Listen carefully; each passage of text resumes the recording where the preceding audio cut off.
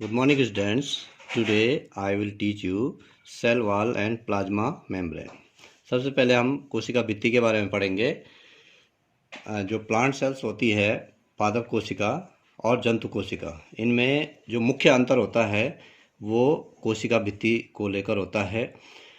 पादप कोशिकाओं में कोशिका झिल्ली के बाहर एक और भित्ति होती है जिसे हम कोशिका भित्ति या सेल वॉल कहते हैं, जबकि जंतु कोशिकाओं में कोशिका भित्ति अनुपस्थित होती है।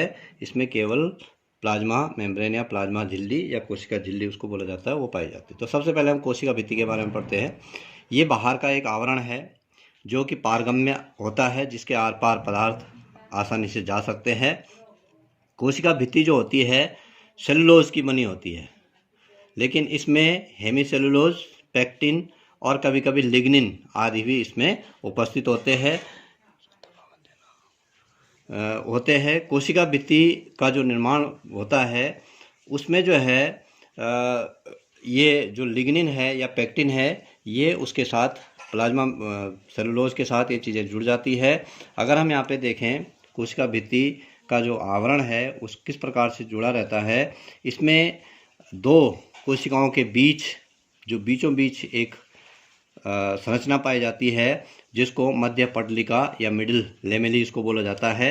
ये दो संलग्न कोशिकाओं के बीच सीमेंट का कार्य करता है, उनको जोड़ने का कार्य करता है, जिसको उनकी मध्य पटलिका बोला जाता है। इसके बाद प्राथमिक भित्ति होती है। इसमें जो है प्राइमरी मेम्ब्रेन जो है, इसके बाद जो है प्राइमरी मेम्ब्रेन होती है, प्राइमरी वॉल इसको बोला जाता है। और उसके बाद बाहर से जो है वो सेकेंडरी वॉल होती है, जिसको कि हम द्वितीयक भित्ति बोलते हैं। तो इस प्रकार से इसकी संरचना होती है। अब कोशिका भित्ति की प्रसंरचना, ultra structure of cell wall देखते हैं।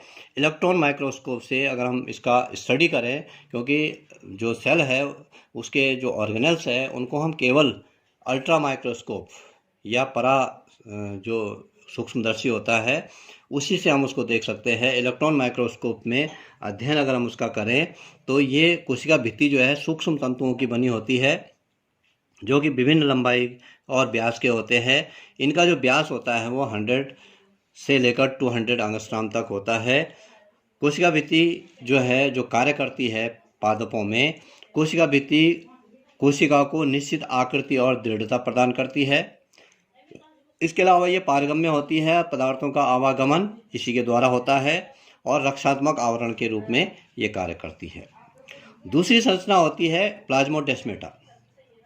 पादप कोशिकाओं की जो स्थूल भित्ति होती है, अनेक स्थानों पर सेलुलोज या अन्य प्रकार के जो निक्षेपण होते हैं उनका अभाव हो जाता है, तो उन स्थानों पर छोटे छोटे गर्त या पिट्स बन जाते हैं, जिनको कि प्राथमिक गर्त बोला जाता है। दो आपस में जुड़ी हुई कोशिकाओं के आमने सामने ये होता है और जीव दर में सूक्ष्म तंतु कोशिका के दूसरी कोशिका के आर पार ये पदार्थ जो है इनमें आपस में संबंध स्थापित होता है। तो जो ये संबंध होता है दो कोशिकाओं के बीच, जो कि छिद्र के द्वारा संबंध होता है, उसको प्लाज्मा डेस्माटा बोला जाता है। आगे बढ़ते हैं। अब आते हैं हम कोशिका कला या कोशिका झिल्ली या प्लाज्मा मेम्ब्रेन या सेल मेम्ब्रेन इसको बोला जाता है। कोशिका झिल्ली या कोशिका कला सेल मेम्ब्रेन जो होती है, ये इसको जैव कला बायो मेम्ब्रेन भी बोला जाता है, क्योंकि ये लिविंग होती है, लाइव होती है।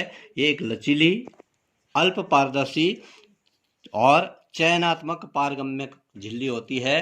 चयनात्मक इसको इसलिए बोलते हैं, सेलेक्टिवली परमिएबल मेम्ब्रेन इसको बोला जाता है, क्योंकि इसके आर पार केवल कुछ सेलेक्टेड पदार्थ को ही ये अपने आर पार जाने देती है। कोशिका के बाहर या कोशिका के अंदर कुछ चुने हुए पदार्थों को ही ये जाने देती है। ये जंतु कोशिकाओं में पाई जाती है और वनस्पति कोशिकाओं में पाई जाती है। वनस्पति कोशिकाओं में इसके बाहर कोशिका भित्ति भी होती है, जबकि जंतु कोशिका में ये सबसे बाहर की सुरक्षात्मक आवरण होती है। इसकी जो खोज की गई प्लाज्मा लेमा इसको बोला गया था प्लोब के द्वारा 1931 में। इसकी जो संरचना होती है, प्राणियों और पादपों में कोशिका कलाओं की जो संरचना होती है लगभग समान होती है, चाहे पौधों में देखें, चाहे वनस्पति कोशिका में देखें, चाहे जंतु कोशिका में देखें।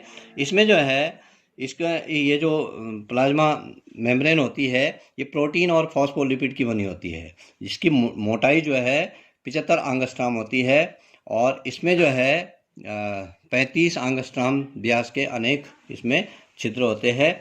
अगर हम इसका संरचना देखें, ये बाहर की ओर प्रोटीन लेयर, ये बाहर की ओर प्रोटीन लेयर, दोनों कोनों पर इसमें प्रोटीन लेयर पाई जाती है। ये बीच में इसमें लिपिड लेयर पाई जाती है, दोहरी लिपिड की दोहरी लेयर पाई जाती है। ये जो लेयर होती है लिपिड की, ये 35 एंगस्ट्रॉम होती है। प्रोटीन लेयर जो होती है वो 20 एंगस्ट्रॉम होती है और ये 20 एंगस्ट्रॉम। तो 20, 35 से 55 और 75, टोटल जो है ये 75 एंगस्ट्रॉम मोटी होती है। अगर इसका हम जो है तरल मोज़ेक, फ्लूइड मोज़ेक मॉडल हम इसका देखें तो इसका मॉडल जो है द्विस्तरीय होता है। इस प्रकार का स्तर इसका बना होता है। इसी को हम जो है इस प्रकार से लिपिड लेयर हो गई और ये वाली प्रोटीन लेयर इसमें देखी जा सकती है। तो इस प्रकार से प्लाज्मा झिल्ली या इसका जो है रासायनिक जो संगठन होता है वो किस प्रकार से होता है, क्योंकि हम जानते हैं कि प्रोटीन और लिपिड दोनों से मिलकर बनी होती है। इसमें जो है ग्लाइकोप्रोटीन, ग्लाइकोलिपिड, ये जो है ग्लाइकोप्रोटीन, लिपिड और प्रोटीन से मिलकर ये बनी होती है। इसमें प्रोटीन जो होता है 60 to 80% होता है और लिपिड जो है वो 20 to 40% होता है। कार्बोहाइड्रेट लगभग 5% इसमें पाया जाता है। प्लाज्मा झिल्ली के जो रूपांतरण है, modification of the plasma membrane, इसमें सूक्ष्माणु होते हैं जो कि आंत्र में पाए जाते हैं। डेस्मोसोम्स होते हैं, दो संलग्न कोशिकाओं के यांत्रिक जो शक्ति प्रदान करते हैं। इंटरडिजिटेशन होते हैं जो संलग्न एक दूसरे को बांधे रखते हैं। कोशिका कला के कार्य, अब ये प्लाज्मा मेम्ब्रेन है, इसके क्या कार्य है? पहला जो कार्य करता है, ये विभिन्न पदार्थ के प्रकार के आयनों और अणुओं को कोशिका के बाहर और अंदर जाने के लिए का जो नियंत्रण का कार्य करता है वो इसके द्वारा किया जाता है। इसके अलावा ये रक्षण का कार्य करता है। अवलंबन यांत्रिक शक्ति जो है कोशिका को प्रदान करता है। अगला जो महत्वपूर्ण कार्य करता है, ये परिवहन का कार्य करता है, ट्रांसपोर्टेशन। निष्क्रिय ट्रांसपोर्टेशन होता है, इसमें निष्क्रिय परिवहन होता है, पैसिव ट्रांसपोर्ट जिसको बोला जाता है। आयन अधिक सांद्रता से कम सांद्रता की ओर गति करते हैं।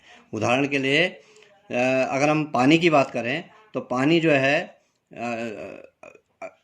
पानी की बात करें तो उसमें परासरण की क्रिया होती है। कोशिका के अंदर अगर सांद्रता कम हो गई और पानी ज़्यादा हो गया तो पानी जो है कोशिका से बाहर की ओर गति करता है। कोशिका के अंदर अगर पानी कम है, बाहर पानी ज़्यादा है, तो पानी जो है कोशिका के अंदर आ जाता है। ये परासरण की क्रिया कहलाती है। अगर हम विसरण की बात करें तो विसरण में जो है डिफ्यूजन कहलाता है। इसमें पदार्थ अधिक सांद्रता से कम सांद्रता की ओर गति करते हैं। अंदर कोशिका के अंदर पदार्थों की सांद्रता बहुत ज़्यादा हो गई, कार्बन डाइऑक्साइड बहुत ज़्यादा हो गई, तो कार्बन डाइऑक्साइड उससे बाहर आ जाती कोशिका से। ये इसी प्रकार से पादपों में जब प्रकाश संश्लेषण की क्रिया होती है तो कोशिका के अंदर ऑक्सीजन की मात्रा बढ़ जाती है, उसमें भी विसरण की क्रिया होती है जिसके द्वारा ऑक्सीजन कोशिका से बाहर आ जाती है। तो हम ये कह सकते हैं कि परासरण के द्वारा जल कोशिका के अंदर बाहर प्रवेश करता है। विसरण के द्वारा कार्बन डाइऑक्साइड, ऑक्सीजन या अन्य पदार्थ जो भी भोज्य पदार्थ होते हैं वो अंदर या बाहर गति करते हैं। इसी प्रकार से अगर हम ठोस या तरल पदार्थों की बात करें, इसमें जो सक्रिय, ये तो निष्क्रिय कहलाता है। सक्रिय की अगर हम बात करें तो इसमें जो है निम्न सांद्रता वाले स्थान की ओर उच्च सांद्रता की ओर जो है ये गति करते हैं और इसमें किसी ऊर्जा की आवश्यकता होती है। ठोस और तरल पदार्थ जो होते हैं वो अंतर्ग्रहण के द्वारा अंदर लिए जाते हैं। इसमें जो है पिनोसाइटोसिस बनते हैं जिसको कि कोशिका पायन बोला जाता है। ये पदार्थ जो है अंदर आते हैं और झिल्ली जैसा बना देते हैं और ये पिनोसोम बनते हैं इसको अंदर। इसी प्रकार से जो है ठोस पदार्थ जो है इसको फैगोसाइटोसिस जो है बोला जाता है और कोशिका के अंदर प्रवेश करते हैं। तो आज हम इतना ही पढ़ते हैं। Thank you.